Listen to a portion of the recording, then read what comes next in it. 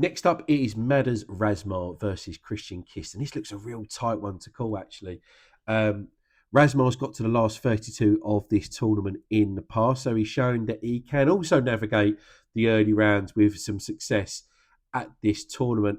And as for Christian Kist, well, last year he ran into Luke Littler, of all people, in the first round, and then we saw what happened after that. But Kist has had a decent enough season on the Challenge Tour. He's won 3 Challenge Tour events, and there's no mugs on that Challenge Tour. You've got the likes of Connor Scott, who we've seen early in this tournament, who are leading the way in that order of merit. So there's some good players in the Challenge Tour that you have to play up against on a fairly regular basis.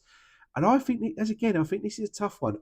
I'm going to lean towards Razma to win this one. I think he is the better player over the season. He averages around 92 throughout the year.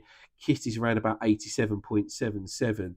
So the averages will tell me that Razma is the player that to maybe side on here. But I don't think it's going to be straightforward. I think it could be maybe 3-1 or 3-2 Razma. In fact, I'm going to go 3-2. I'm going to stick my neck out and say this could go 5 sets.